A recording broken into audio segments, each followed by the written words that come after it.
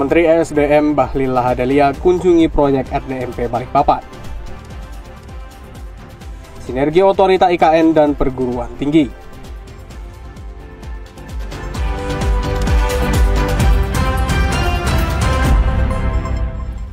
Assalamualaikum warahmatullahi wabarakatuh dan selamat sore saudara. Kalimantan Timur hari ini edisi Minggu 15 Desember 2024 kembali hadir menemani sore akhir pekan Anda. Bersama saya Lutfi Hidayat dan saya Aisy Gunadi. Selama 60 menit ke depan kami telah menyiapkan beragam informasi dari wilayah Kalimantan Timur dan Kalimantan Utara. Selengkapnya dalam Kalimantan Timur hari ini.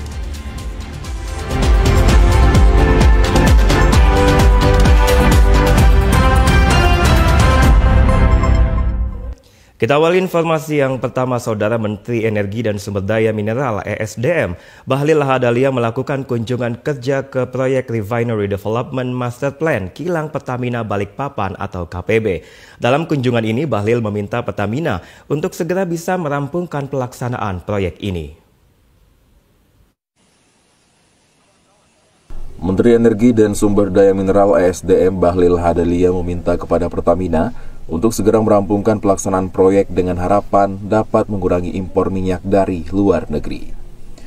Bahlil mengatakan, dengan dirampungkannya proyek ini akan meningkatkan kapasitas produksi minyak dalam negeri sebesar 100.000 barel minyak per hari. Penambahan ini akan membantu Indonesia untuk mencapai swasembada energi, sesuai yang ditargetkan Presiden Prabowo dalam program Asta Citanya. Saya juga dengan teman-teman dari Pertamina mengecek proyek RDMP yang pernah seharusnya sudah selesai, sudah jalan, tapi kemudian ada musibah, ada kebakaran. Dan tadi saya sendiri mengecek, turun, dan insya Allah yang mayor itemnya itu sudah terselesaikan ya Pak Menko. Tadi saya lihat tinggal minornya dan progres pekerjaannya itu sudah mencapai 90%. Dalam kunjungan kerja ini, Menteri SDM juga melakukan peninjauan langsung ke lokasi kebakaran yang terjadi di Krat Distillation Unit atau CDU 4 Balikpapan pada Mei 2024. Musibah ini menyebabkan keterlambatan proyek RDMP KPB. Namun saat ini progres pengerjaan sudah normal kembali dengan persentase pembangunan mencapai 91%. Andrea Prianto dari Balikpapan melaporkan. Sementara itu, Menteri Energi Sumber Daya Mineral ESDM Bahlil Lahadalia meninjau dan melihat langsung proses pengolahan minyak mentah di kilang minyak Balikpapan. Kunjungan Menteri ESDM ini sebagai langkah memastikan stok bahan bakar minyak untuk perayaan Natal dan Tahun Baru masih aman dan terpenuhi. Menteri Energi Sumber Daya Mineral ESDM Bahlil Lahadalia mengatakan, pemerintah bersama dengan Pertamina telah memastikan bahwa stok ketersediaan BBM untuk perayaan Natal 2024 dan Tahun Baru 2025 dipastikan aman dan tidak ada kendala. Pemerintah juga memastikan distribusi atau penyaluran BBM untuk masyarakat di daerah pelosok, ada gugusan pulau terluar juga masih aman dan lancar. Menteri ESDM saat ini ketersediaan stok BBM yang ada di Pertamina dipastikan masih mampu memenuhi mencukupi kebutuhan BBM masyarakat secara nasional selama 21 hari ke depan. Artinya selama perayaan Natal dan Tahun Baru nanti, stok pasokan BBM di masing-masing SPBU di seluruh daerah dipastikan aman dan terpenuhi. Ketersediaan BBM dan sistem penyaluran BBM menjelang Natal. Kami pemerintah dengan Pertamina memastikan bahwa hari ini saya mengumumkan bahwa ketersediaan BBM untuk Natal dan Tahun Baru dan juga adalah supply ke daerah-daerah tertinggal sampai daerah-daerah terluar, alhamdulillah clear, tidak ada masalah. Dan ketersediaan BBM kita sampai dengan hari ini yang tadi proses sekolah teman-teman Pertamina itu 20-21 hari. Jadi yang mau mudik, yang mau Natalan, yang mau Tahun Baru, insya Allah clear. Lebih lanjut, Bahlil menambahkan, dengan kondisi stok ketersediaan BBM dipastikan aman dan mencukupi. Maka pemerintah pun menjamin tidak akan terjadi kelangkaan pasokan BBM di masing-masing SPBU saat perayaan Natal dan Tahun Baru. Andrea Prianto dari Balikpapan melaporkan.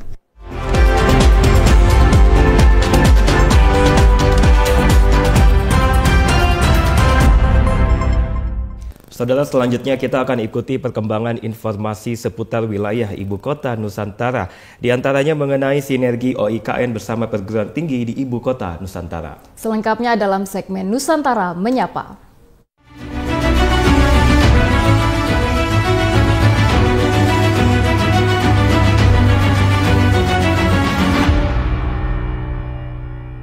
Saudara, informasi dari wilayah Ibu Kota Nusantara akan disampaikan oleh rekan kami Aryo Bagus. Silakan Aryo dengan laporan Anda.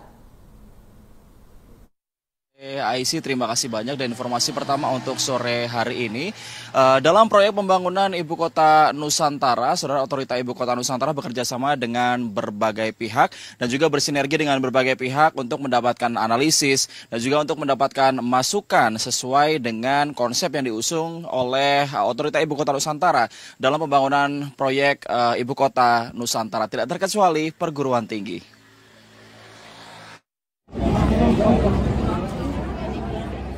Ibu Kota Nusantara merupakan kawasan yang dirancang untuk tidak hanya menjadi pusat pemerintahan di masa depan, namun juga sebagai pusat perkembangan ilmu pengetahuan, teknologi, dan inovasi. Dalam proyek pembangunannya, Otorita Ibu Kota Nusantara (OIKN) melakukan kolaborasi dan sinergi dengan berbagai pihak sebagai upaya percepatan terwujudnya Ibu Kota Nusantara. Tidak terkecuali perguruan tinggi baik yang ada di wilayah Kalimantan Timur dan sekitarnya, maupun yang berasal dari berbagai wilayah di Indonesia.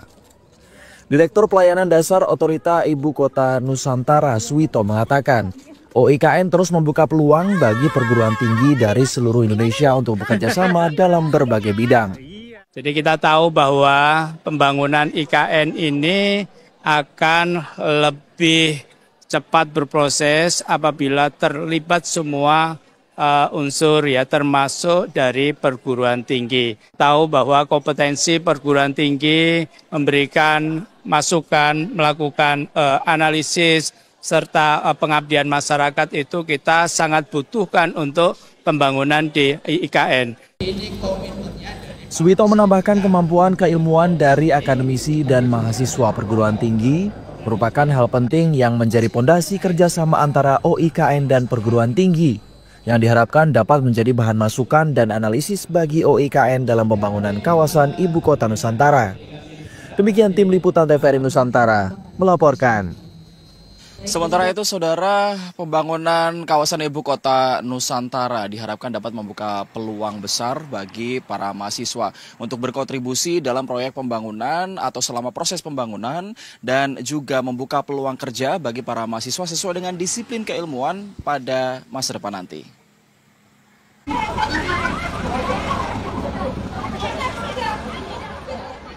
Menjadi kawasan yang dirancang sebagai pusat pemerintahan dan pusat perkembangan ilmu pengetahuan, teknologi, dan inovasi, Ibu Kota Nusantara memerlukan kemampuan keilmuan dari talenta-talenta berkualitas yang diharapkan dapat berkontribusi dalam proses pembangunan hingga saat kawasan Ibu Kota Nusantara rampung pengerjaannya. Oleh karena itu, pembangunan Ibu Kota Nusantara menjadi peluang bagi para mahasiswa untuk berkontribusi sesuai dengan keilmuan yang dipelajari di bangku perkuliahan hingga menjadi peluang kerja di masa depan. Sebagai bidang saya di pertanian, kemudian itu terbesit pikiran bahwa bagus ya kalau ini dimanfaatkan untuk jadi hutan kota, kayaknya keren. Jujur sebenarnya ingin sekali sih Kak bisa berpartisipasi atau bekerja langsung di IKN ini sendiri, karena kan kita sebagai anak muda punya harapan besar ya Kak ya, mau ikut terlibat di Ibu Kota Nusantara. Terlebih saya juga sebagai mahasiswa KPI, menurut saya jurusan saya itu sangat fleksibel untuk kemana saja. Jadi saya ketika memang ada kesempatan, saya akan berusaha untuk bisa mengambil kesempatan tersebut. Sementara itu, pembangunan kawasan Ibu Kota Nusantara juga diharapkan dapat menjadi momentum pemerataan mutu dan kualitas pendidikan, utamanya di wilayah penyangga utama kawasan Ibu Kota Nusantara, agar tidak terjadi ketimpangan kualitas sumber daya manusia di masa depan. Demikian tim liputan TVRI Nusantara melaporkan.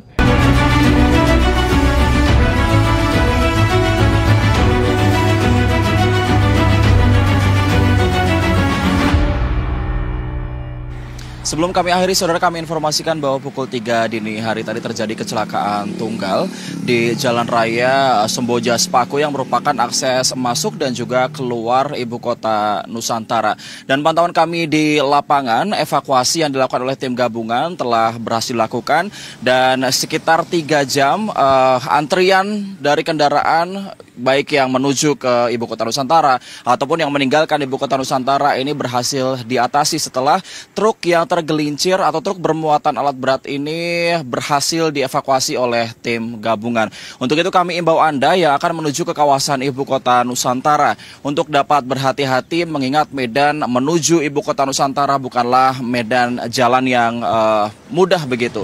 Kemudian juga kami imbau Anda untuk dapat meningkatkan kewaspadaan karena beberapa hari ini cuaca juga sering turun hujan yang mengakibatkan jalan sedikit licin untuk dilalui oleh kendaraan Anda. Demikian yang dapat kami laporkan dari kawasan ibu kota Nusantara. IC kembali ke Anda. Baik, terima kasih Aryo Bagus atas laporan Anda dan selamat bertugas kembali. Saudara, Pemprov Kalimantan Utara mulai mengkaji besaran anggaran yang digunakan untuk program makan bergizi gratis. Hal ini dilakukan lantaran besaran yang ditetapkan pemerintah pusat sebesar Rp10.000 per porsi dinilai tidak cukup jika diterapkan di Kalimantan Utara. Program makan bergizi gratis atau MBG yang dicanangkan Presiden Prabowo Subianto mulai ditetapkan pada tahun 2025 di sejumlah daerah di Indonesia termasuk di Kalimantan Utara. Bahkan Kepala Negara telah menetapkan besaran anggaran yakni Rp10.000 per porsi.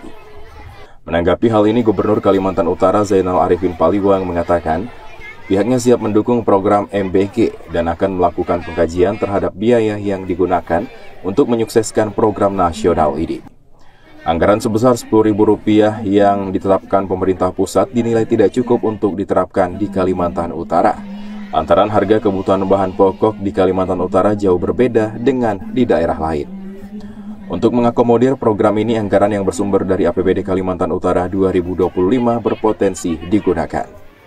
Tetap laksanakan ya. Apa yang sudah menjadi keputusan pemerintah pusat kita akan laksanakan, dan di sini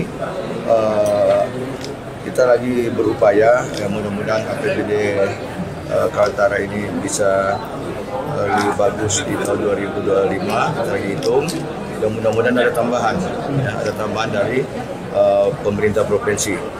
Itu salah satu upaya kita untuk karena kan kita tahu harga Kaltara dengan di Jawa kan tidak bisa sama.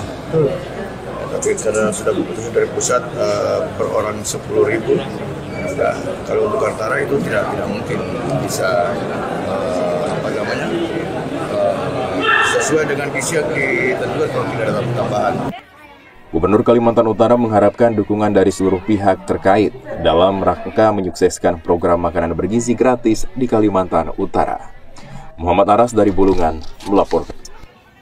Kita beralih ke sorotan lainnya, saudara. Karya jurnalis TVRI Kalimantan Timur, Mardan Waisman, yang berjudul Taklukan Riam untuk Indonesia Satu Harga menyabet penghargaan tertinggi untuk juara terbaik dari yang terbaik pada malam puncak Anugerah Jurnalistik Pertamina 2024 pada Jumat 13 Desember 2024 di kawasan Sanur, Denpasar, Bali.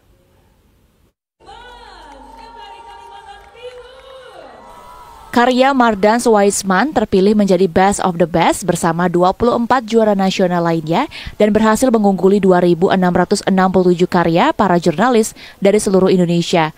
Karya jurnalis TVRI Kalimantan Timur ini menceritakan perjuangan para petugas yang mendistribusikan bahan bakar minyak satu harga di wilayah perbatasan dengan menggunakan longboat di aliran sungai deras.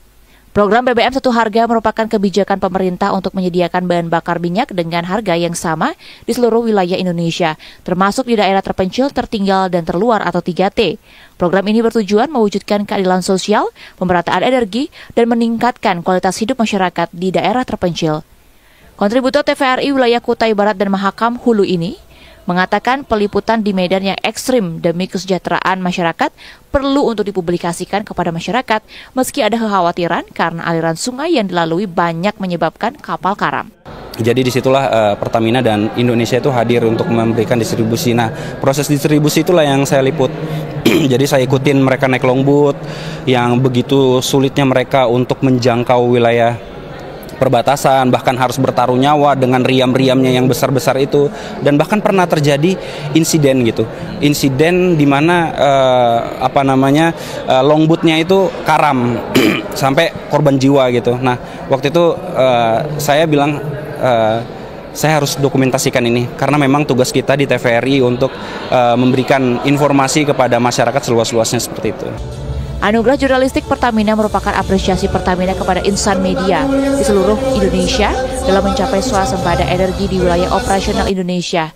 Tahun ini AJP mengambil tema Energizing the Acceleration dan merupakan kompetisi jurnalistik yang telah berjalan selama 21 tahun. Kemudian tadi teman kita dari Kalimantan juga meliput masalah BBM satu harga ya. Itu juga harus diangkat oleh teman jurnalistik sehingga tahu bahwa BBM satu harga juga masih ada sekarang di ujung terluar atau perbatasan dengan Malaysia. Jadi sekali lagi terima kasih kepada jurnalistik yang telah membantu menaikkan cita positif bagi Pertamina. Dan saya meminta kepada jajaran Pertamina, komut, komisaris, direksi boleh tidak ada, karena suatu saat kita akan tidak di situ juga. Tapi ajang ini harus ada setiap tahun. Seluruh karya AJP 2024 telah melalui proses seleksi dan penilaian secara objektif dan berjenjang mulai dari teritori hingga tingkat nasional. AJP juga memberikan kesempatan kepada insan media untuk meningkatkan pendidikan, wawasan, dan pengalaman belajar di luar negeri bagi peraih program Best of the Best. Made Adi dan Agus melaporkan.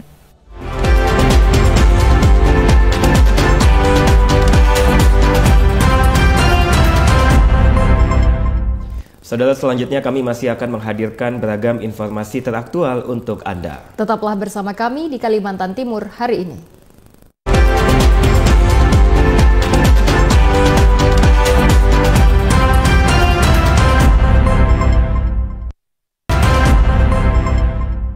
Terima kasih saudara, Anda masih menyaksikan Kalimantan Timur hari ini. Informasi selanjutnya mengenai Mahulu catatkan angka prevalensi stunting terendah se-Kalimantan Timur akan kami hadirkan untuk Anda. Selengkapnya dalam segmen advertorial berikut ini.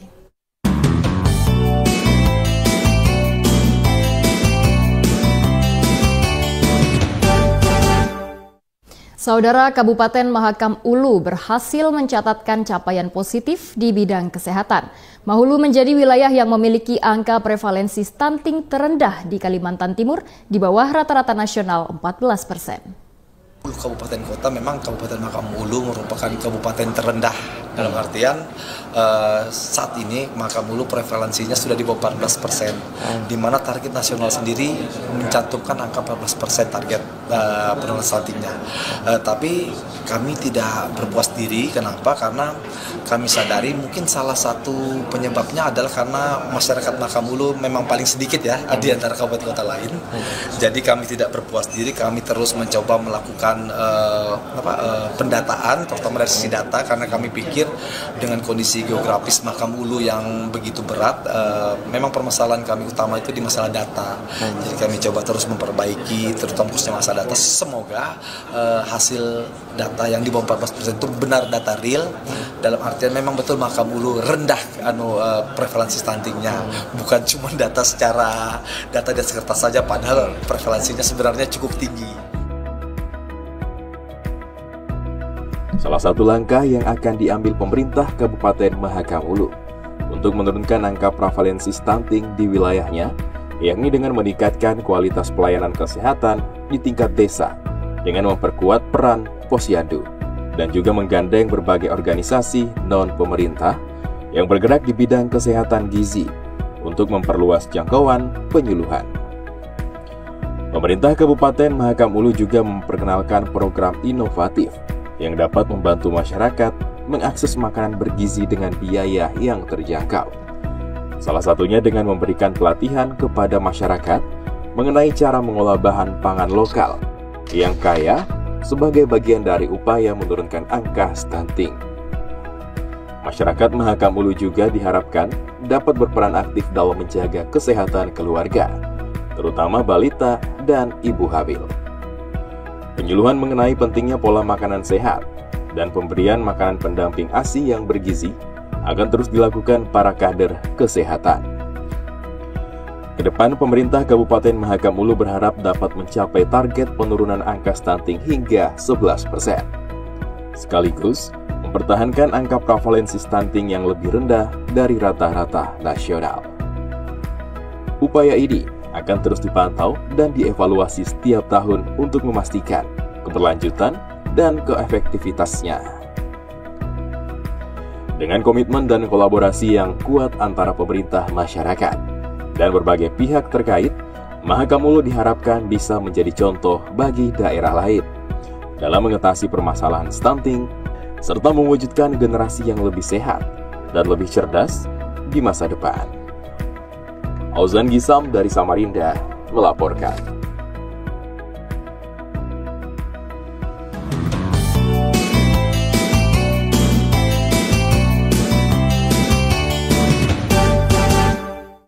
Kita beralih ke informasi lainnya, saudara. Harga pakan ikan air tawar di Kabupaten Berau mencapai 400 hingga 600 ribu rupiah per kilogram. Hal ini membuat pelaku budidaya ikan air tawar memanfaatkan limbah makanan untuk pakan ikan. Lebih dari 20 orang warga Bujangga yang bergelut sebagai pembudidaya ikan air tawar terpaksa memanfaatkan limbah sayuran untuk pakan ikan. Pasalnya saat ini pakan ikan yang berkualitas harganya cukup tinggi, sehingga penggunaan limbah makanan seperti tempe, sayuran, dan buah-buahan yang telah difermentasi menjadi salah satu solusi untuk alternatif pakan ikan. Sementara itu, untuk membeli 1 kg pakan ikan yang berkualitas, pelaku usaha budidaya ikan air tawar harus mengeluarkan biaya sekitar 400 hingga 600 ribu rupiah per kilogram. Kalau pakan di kita di pasar banyak, Pak. Kalau pakan itu banyak. Kita yang tidak mampu memenuhi sesuai dengan untuk pembibitan lebih cepat gemuk segala macam itu. Kita yang tidak mampu. Karena pakan di sini sangat mahal, Pak. Sebenarnya piara ikan ini karena pakan itu sudah mengandung protein segala macam, kita perlu pakan itu saja. Iya kan, pakan. Kalau pakan tambahan sih kami rasa nggak ada. Ya perlu pakan itu dengan ya sedikit vitamin lah. Kita tambah. Pelaku usaha budidaya ikan air tawar di sepanjang Sungai Bujangga berharap kondisi harga pakan ikan yang cukup mahal ini mendapatkan perhatian dari pemerintah daerah. Lalu Ridwan Syah dari Berau melaporkan. Perwakilan Serikat Buruh Kabupaten Nunukan mendorong kenaikan upah minimum sektoral kabupaten UMSK Nunukan pada tahun 2025 mendatang. Hal ini lantaran 3 sektor yang telah disepakati pada rapat Dewan Pengupahan telah berkontribusi besar bagi pertumbuhan ekonomi Nunukan. Rapat Dewan Pengupahan di Kabupaten Nunukan diwarnai dengan perdebatan yang cukup alot saat pembahasan upah minimum sektoral kabupaten atau UMSK Nunukan. Terlebih saat pihak Dinas Ketenagakerjaan dan Transmigrasi Disnaker Trans Kabupaten Nunukan meminta Serikat Buruh dan juga Apindo selaku perusahaan yang ada di Nunukan mengusulkan angka pada 3 sektor yang telah disepakati sebelumnya. 3 sektor yang disepakati yakni pertanian dalam arti luas, industri pengolahan pabrik CPO, serta sektor pertambangan. Ketiga sektor itu disepakati lantaran dinilai lebih banyak menyerap tenaga kerja dibanding sektor lain. Angka yang diusulkan pihak Serikat Buruh pada sektor pertanian sebesar 0,25%, industri pengolahan 0,50%, serta pertambangan di angka 1%. Sementara itu usulan dari Apindo untuk sektor pertanian yakni 0,20%, industri pengolahan 0,20%, sedangkan pertambangan 0% atau tidak mengusulkan angka sama sekali. Ketua Serikat Buruh Nunukan Maximus Bana mengatakan, kendati terdapat perbedaan angka yang diusulkan dari pihak Apindo, pihaknya akan tetap mempertahankan usulan angka lantaran 3 sektor yang disepakati telah memberikan kontribusi besar bagi pertumbuhan ekonomi di Kabupaten Nunukan. Kenapa kita minta kenaikan upah minimum sektoral itu? Karena yang kita lihat itu pertumbuhan ekonomi di Kabupaten Nunukan ini cukup lumayan. Nah, sehingga yang kita minta ada kenaikan itu karena ada beberapa hal yang menyebabkan, misalnya contoh harga-harga sembako itu sangat meningkat dan peningkatan itu sangat signifikan sekali, ya.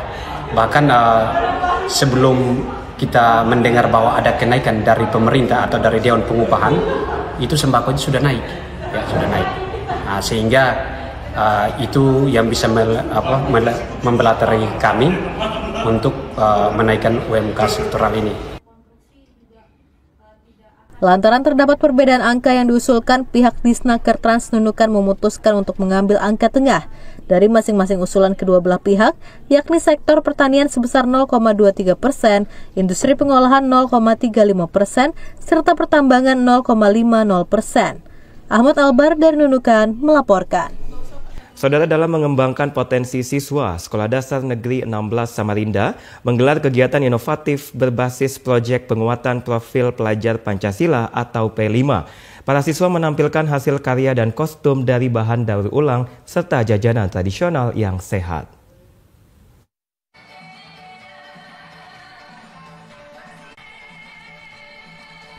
Sekolah Dasar Negeri 16 Samarinda menggelar kegiatan inovatif berbasis proyek penguatan profil pelajar Pancasila atau P5 dengan tema kearifan lokal Sabtu pagi.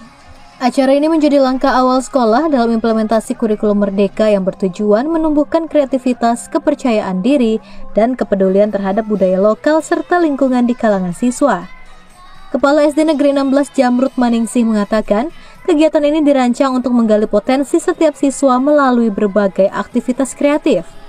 Setiap kelas diberikan tanggung jawab untuk menampilkan bakat siswa dan para guru membimbing mereka dalam berbagai kegiatan yang menjadi bagian dari penilaian rapor. Beragam jajanan tradisional dipamerkan dalam acara ini, menunjukkan kolaborasi antara siswa, orang tua, dan sekolah. Nilai-nilai seperti gotong royong, kemandirian, dan cinta budaya Indonesia tercermin dari setiap aktivitas yang dilakukan. Ingin menumbuhkan tentang kreativitas anak, kreativitas, kepercayaan diri anak, kemudian yang pasti ingin menjadikan anak ini menjadi profilnya Pancasila. Isi daripada Pancasila yang 5 itu pingin ditampilkan di sini seperti itu. Jadi mulai dari ini pengenalan ini yang pertama masalah jajanan, kearifan lokal, perilaku dan sebagainya itu berhubungan semuanya. Jadi ingin ditampilkan seperti itu, pingin jadi generasi anak-anak yang mandiri, terutama seperti itu. Kepala Dinas Pendidikan Kota Samarinda Aslin Nuryadin mengatakan, implementasi kurikulum merdeka seperti ini menciptakan ruang bagi anak-anak untuk menyalurkan kreativitas, sekaligus mempererat hubungan antara keluarga, sekolah, dan masyarakat. Salah satu momen yang menarik perhatian adalah fashion show yang menampilkan kostum dari bahan daur ulang. Nesya, salah seorang peserta, memakai kostum princess bunga yang dibuat dari plastik bekas. Nesya mengaku proses pembuatan kostum memakan waktu 5 hari. Nesya sudah sering mengikuti lomba fashion menggunakan kostum dari bahan daur ulang dan kerap menjadi juara. Kreativitas anak-anak tersalurkan, ada keselarasan, kesepahaman antara keluarga, orang tua maupun sekolah. Karena yang saya katakan tadi, salah satu penyakit itu kan dari makanan asupan. Nah nanti programnya ada makanan bergizi yang gratis itu sebenarnya konsepnya sama. Kalau begini kan makanan paling tidak terkontrol oleh orang tua dan sekolah. Zat pengawet, formalinnya atau zat pewarna itu tentu dihindari. Nah kemudian selain terkontrol gizi atau proteinnya, paling tidak itu kearifan lokal kita. Tema princess bunga. Berapa hari proses pembuatan bagiannya? 5 hari. 5 hari? Oh ya. Nah ini saya sudah sering nggak ikut fashion seperti ini? Iya, sering banget. Di mana aja? Di mall, habis itu di Bontang. Pernah dapat juara nggak? Pernah. Pernah berapa kali juara? Sering banget juara. Tidak hanya fashion show, berbagai karya siswa lain yang menggunakan bahan bekas seperti plastik dan kertas juga dipamerkan. Ini menunjukkan kreativitas anak-anak dalam mengolah barang bekas menjadi produk yang bernilai. Diki Zulkarnain dari Samarinda melaporkan.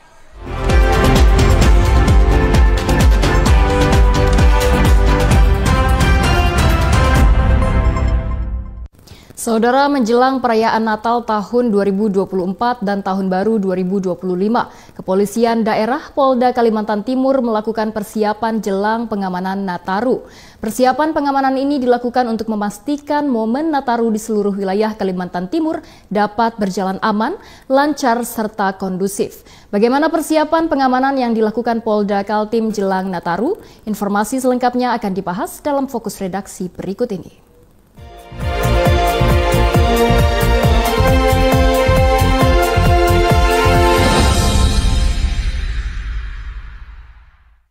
Tidak terasa kita sudah berada di akhir tahun 2024. Ada momen Natal dan juga Tahun Baru yang menanti masyarakat saat ini. Dan ada aspek penting yang harus dijaga agar momen Natal dan juga Tahun Baru ini dapat berjalan dengan baik, yakni aspek keamanan dan juga pengamanan. Dan inilah yang akan kita bahas dalam fokus redaksi pekan ini. Bagaimana sebenarnya upaya pengamanan dilakukan untuk memastikan Natal dan juga Tahun Baru dapat berjalan aman dan juga kondusif. Namun sebelum itu, kita saksikan berita pengantar kami berikut ini.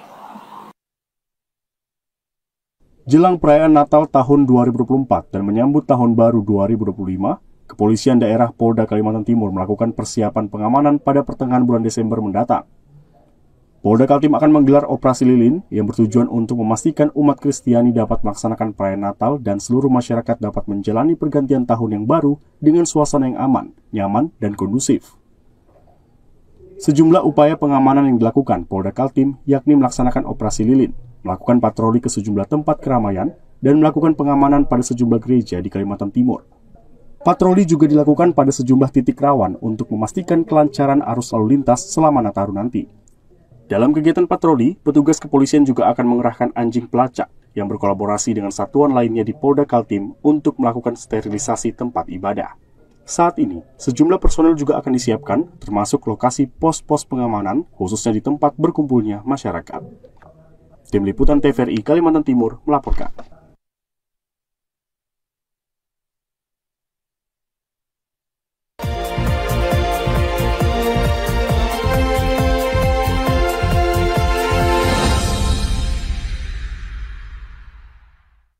Itu tadi cuplikan informasi yang menjadi fokus redaksi pekan ini. Saudara, perayaan Natal dan juga Tahun Baru sudah semakin dekat, hanya beberapa minggu lagi. Dan ada aspek penting yang harus sudah dipersiapkan, yakni upaya pengamanan.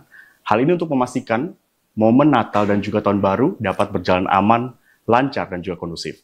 Dan untuk membahas terkait dengan hal ini, saat ini sudah bersama dengan saya, Wakapolda Kalimantan Timur, Brigjen Pol Dr. Muhammad Sabilul Alif, SH, SIK, MSI. Terima kasih Pak sudah bergabung di fokus redaksi hari ini Pak. Terima kasih untuk kerjasamanya dengan TVRI dan terima kasih atas kehadirannya. Baik. Sebelumnya Pak, kita mengingat kembali ya bahwa ada pilkada dan juga pemilu yang sudah sukses juga upaya pengamanan dilakukan. Dan hari ini akan diperhadapkan lagi akhir tahun dengan Natal dan Tahun Baru. Dan ada yang menarik, Bapak sempat menyampaikan tentang dengan inovasi, patroli kursi.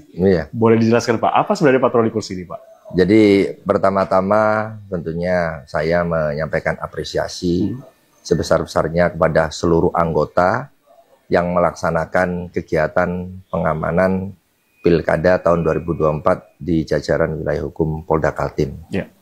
Yang kedua juga saya ucapkan terima kasih stakeholder yang turut membantu, membackup kegiatan-kegiatan kepolisian. Dan saya juga ucapkan terima kasih kepada seluruh masyarakat yang telah mendukung Pilkada Kaltim ini betul-betul sangat kondusif. Dan tentunya para pasangan calon, dan tentunya juga komponen-komponen lainnya yang turut bekerja sama untuk menyelenggarakan kegiatan ini, KPU, Bawaslu, dengan berjalan dengan baik. Selanjutnya juga dalam momentum beberapa hari ke depan ini, kita akan melaksanakan kegiatan pengamanan Nataru. Natal dan Tahun Baru.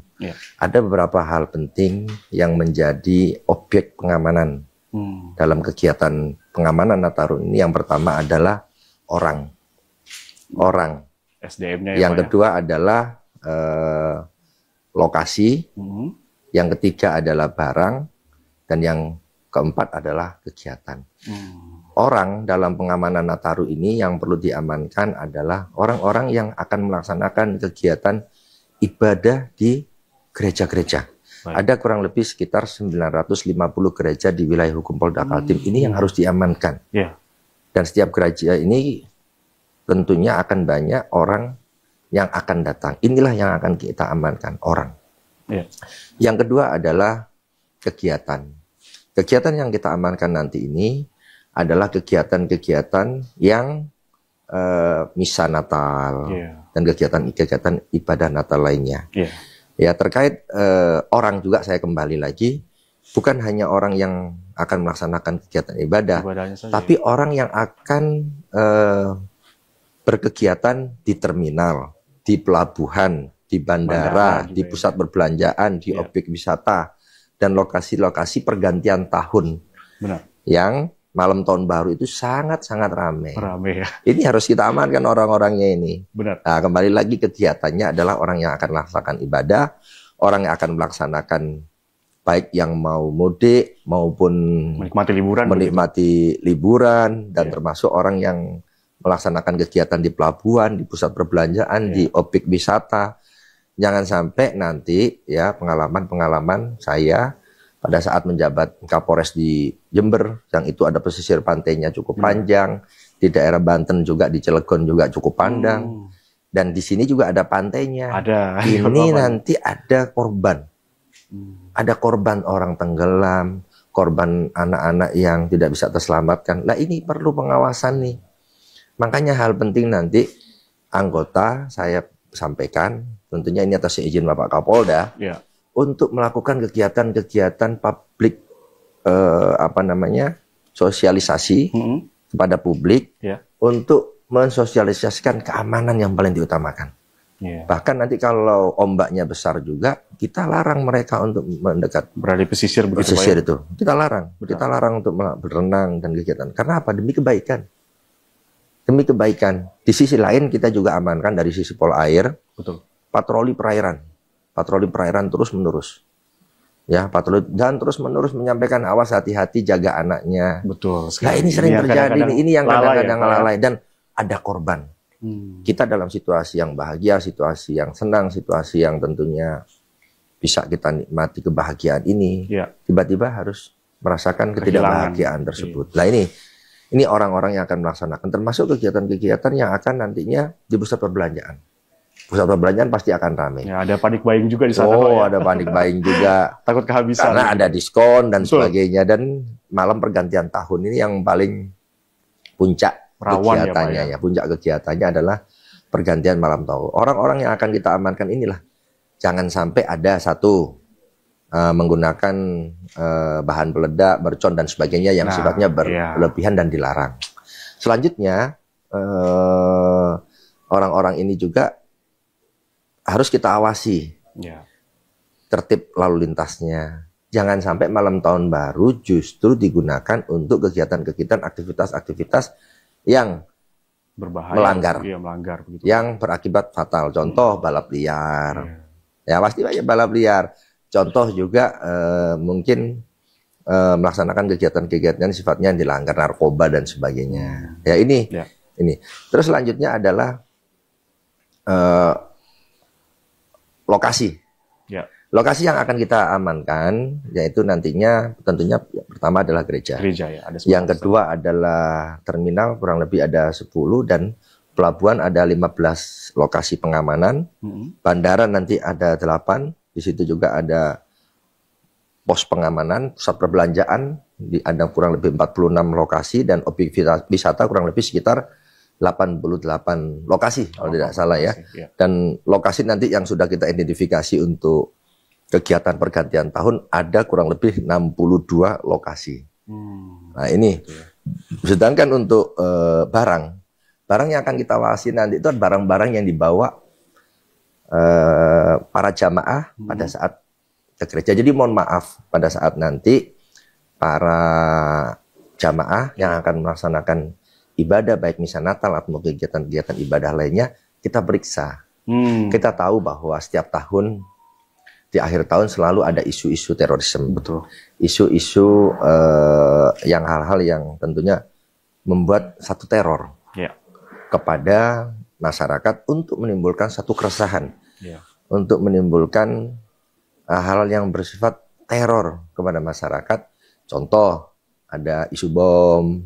Nah, ini kita awasi sehingga kita nanti akan melibatkan satu dengan menggunakan alat metal detektor. Yang kedua ada security door ya, atau pintu pengamanan harus masuk. Terus kita melibatkan juga anjing pelacak. Anjing pelacak dan kita libatkan dari Jibom untuk memastikan bahwa setiap gereja yang akan kita lakukan pengamanan nanti kita sterilisasi. Betul. Itu kita sterilisasi. Sehingga kita pastikan bahwa para jamaah berlangsung kegiatan ibadah itu dengan damai, dengan hikmat, dengan nyaman, dengan tenang, tanpa gangguan sedikit pun. Nah, dalam rangka untuk mendukung ini semua, kita melakukan satu kegiatan preemptif sosialisasi ya, mulai sekarang, dan preventif. Ini hal unik yang saya sampaikan, preventif kita tingkatkan. Kegiatan rutin yang ditingkatkan atau KRYD melakukan kegiatan patroli. Nah, kegiatan patroli ini salah satunya adalah saya sampaikan kepada seluruh anggota untuk saat ini tuh membawa kursi di mobil kendaraan patroli masing-masing. Kursinya 4 lah, ya minimal 4. 4 kenapa? Anggota yang patroli kan 2 orang atau mungkin 3 orang atau 2 orang lah. Pada saat di satu titik berhentilah menyapa masyarakat, menyapa salam kepada menyapa masyarakat dan melakukan komunikasi. Nah, cara melakukan komunikasi itu adalah mengajak duduk. Berhenti sebentar, duduk, menyapa lah, duduk ini kita siapkan kursi. Jangan ada anggota kita ini yang melaksanakan patroli tiba-tiba nanti berhentinya di warung. Berhentinya di mana?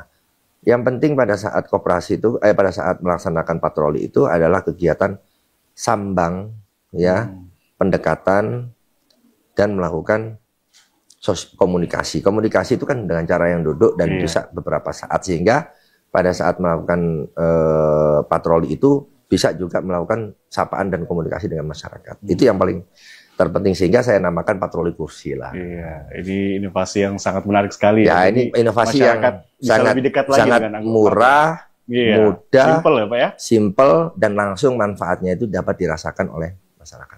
Baik, kita selanjutnya Pak terkait dengan banyak upaya tadi yang sudah dilakukan, mulai dari orang, bahkan barang, lokasi dan juga Pak. Nah, koordinasi apa yang saat ini sudah dibangun untuk bersinergi begitu Pak? Yang pertama adalah kita akan melaksanakan kegiatan rakor Pak Kapolda yang hadir di Jakarta tanggal 16 nanti. 16 nanti ya Pak? Ya, itu rakor seluruh stakeholder, dalam hal ini Kementerian Perhubungan, kementerian yang terkait lainnya, terus PMK, ya, terus ditambah lagi Jasara Harja, terus Kementerian Perhubungan dan TNI, ya, karena pelibatan juga dari unsur TNI dan unsur-unsur lainnya ini sangat komprehensif ya dalam pelaksanaan kegiatan pengamanan ini di pos pengamanan ditentukan. Ya, terus selanjutnya pada tanggal 21 kita akan melaksanakan apel gelar pasukan di Polda Kaltim ini. Kegiatan apel gelar pasukan ini memastikan bahwa sebanyak kurang lebih 7.000 anggota dari 10.000 anggota akan melaksanakan pergeseran pasukan di titik-titik yang sudah ditentukan tadi. Gereja, terminal, pelabuhan, bandara, pusat perbelanjaan, objek wisata, dan tempat-tempat keramaian pada saat malam pergantian tahun itu kita tempatkan semua itu. Setelah kita tempatkan, dibantu oleh TNI, dibantu oleh Satpol PP, dibantu oleh Perhubungan juga Pak ya? Perhubungan, dibantu oleh Pramuka juga bahkan, dan komponen-komponen masyarakat lainnya yang ikut. Jadi dalam satu pos itu, dalam satu pos itu ada saja, bukan hanya kepolisian saja, dan kita yang menyiapkan memang itu. Dan sekali lagi bahwa tugas-tugas yang akan kita laksanakan ini tidak akan bisa berjalan dengan baik tanpa satu persiapan, tanpa satu kekompakan, tanpa satu kebersamaan atau success by togetherness untuk sama-sama menjadikan kegiatan pengamanan Nataru ini berjalan dengan baik. Endingnya adalah, goalnya adalah masyarakat dapat terlayani pengamanannya, dapat rasa amannya, rasa nyamannya. Itu yang paling kita harapkan. Sehingga tidak ada lagi, kita antisipasi juga teror-teror yang tentunya sangat mengganggu dan sangat membuat tidak nyaman bagi masyarakat. Ini yang kita harus. Oleh karena itu, early warning atau deteksi dini kita juga lakukan. Fungsi intelijen kita juga melakukan kirka intelijen bagaimana situasi gereja ini untuk kita pastikan jam berapa dia melakukan kegiatan ibadahnya ya, terus berapa jamaahnya. Kita bagi koordinasi dengan gereja berapa kegiatan yang harus kita bagi kegiatan tersebut sehingga shift-shiftan gitu jamaahnya. Ada yang pagi, ada yang siang, ada yang sore, ada yang malam. Kadang Natal itu begitu juga Pak ya. Yeah. Ada yang Natalnya agak siang, ada juga yang sore, ada juga yang malam. Gitu. Jadi memang sudah dibagi dan dikoordinasikan Pak ya. Dan terkait dengan personil Pak, di apel sebelumnya juga Bapak sempat menyampaikan, dan ini juga sejalan dengan apa yang disampaikan BMKG Pak, cuaca nanti di akhir tahun ini akan tidak menentu begitu Pak ya. Bahkan diprediksi hujan deras yang nantinya mungkin akan berakibat pada macet dan segala banjir. Antisipasinya seperti apa? Jadi saya sudah sampaikan di anggota bahwa bulan Desember ini tentunya akan ada musim penghujan yang sampai berlangsung pada saat bulan Januari. Ada salah satu juga La Nina ya. Iya, La Nina. La Nina yang berakibat dan di beberapa tempat termasuk di Banten, termasuk di Sulawesi sudah ada hujan diiringi oleh angin yang kencang. Seperti badai yang akhirnya juga menimbulkan pohon tumbang dan ada beberapa korban walaupun korban material ada mobil satu kalau orang kan sudah meninggal itu. Nah, oleh karena itu apa sih yang harus kita lakukan? Kita kerjasama dan dibantu juga oleh BMKG yang terus mensosialisasikan kepada masyarakat bila hujan, badai dan sebagainya ini masyarakat bisa menahan diri untuk tidak keluar dari rumah. Itu fungsinya dan termasuk juga menyampaikan dari BMKG situasi cuaca besok ya bagaimana sehingga juga arus penyeberangan dengan menggunakan kapal dan pelabuhan itu juga bisa kita antisipasi termasuk juga bandara tentunya yang sudah mempunyai kemampuan untuk bisa melihat bagaimana situasi itu pengamanan aman atau tidaknya pada saat terbang tersebut. Baik. Dan sejauh ini Pak, upaya apa saja yang dilakukan terkait dengan pengamanan ini? Memang tadi ada pos-pos pengamanan juga. Kemudian apakah ada upaya yang berbeda dari tahun-tahun sebelumnya Pak?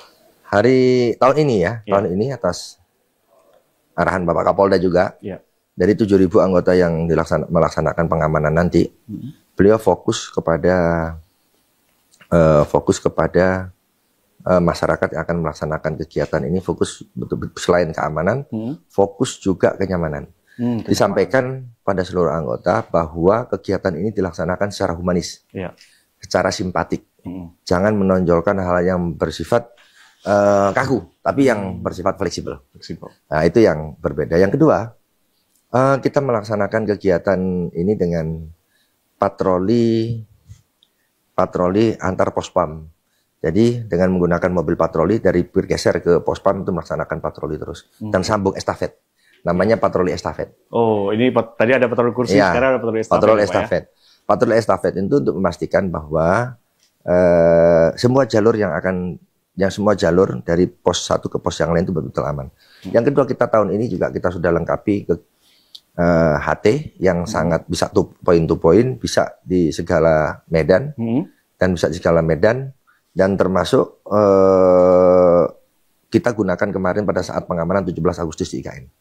Jadi Polda Kaltim sudah mempunyai alat-alat yang cukup canggih. Sudah diperbaharui ya Pak? Dan kemarin juga anjing-anjing pelacak yang mempunyai kemampuan khusus, kita latih kembali di depan ini. Kita latih kembali untuk melakukan satu deteksi, untuk melakukan satu dalam hal terkait masalah penjinak bom, narkoba, terus satu lagi barang-barang berbahaya lainnya. Ini sebelumnya belum pernah dilakukan dan ini baru. Ya artinya bahwa itu sudah mempunyai kemampuan tapi kita datangkan lagi pelatih-pelatih khusus untuk melatih itu karena K9 kita ini sudah sangat bagus.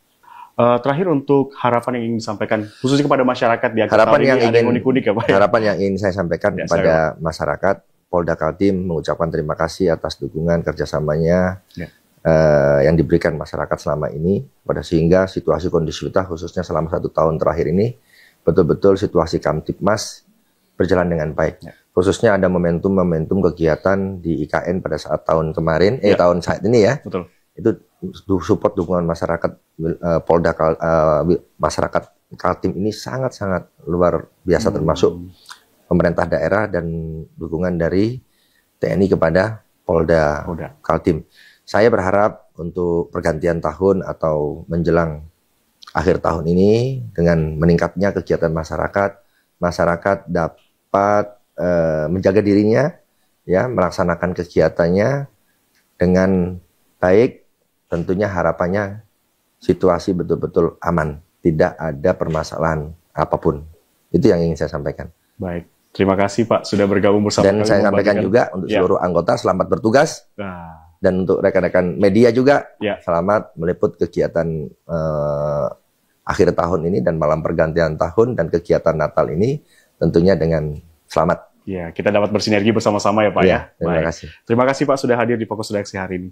Dan saudara, benar yang dikatakan tadi bahwa memang situasi pengamanan di Natal dan Tahun Baru ini tidak hanya melibatkan aparat kepolisian saja, tetapi semua dari kita bisa terlibat untuk menyukseskan dan juga mengamankan daerah-daerah, wilayah-wilayah yang nanti akan digunakan untuk Natal dan Tahun Baru. Kita bertemu lagi di Fokus Redaksi selanjutnya. Sampai jumpa.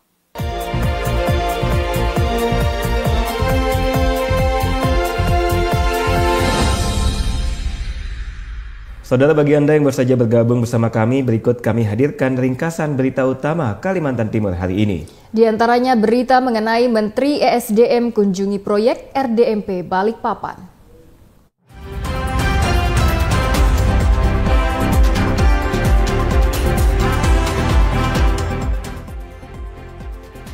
Menteri Energi dan Sumber Daya Mineral (SDM) Bahlil Lahadalia melakukan kunjungan kerja ke proyek Refinery Development Master Plan atau RDMP kilang Pertamina Balikpapan KPB. Dalam kunjungan ini, Bahlil meminta Pertamina untuk segera bisa merampungkan pelaksanaan proyek ini.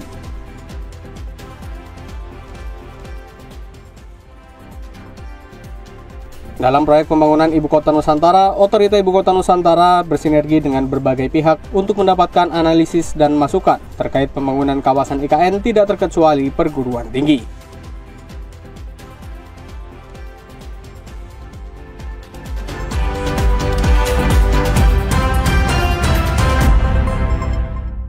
Dan saudara, ringkasan berita utama tadi sekaligus menutup jumpa kita pada Kalimantan Timur hari ini. Akhir kata, saya Lutfi Hidayat. Dan saya Aisyah Gunadi, mewakili seluruh kerabat kerja yang bertugas, pamit undur diri dari hadapan Anda. Wassalamualaikum warahmatullahi wabarakatuh dan sampai jumpa.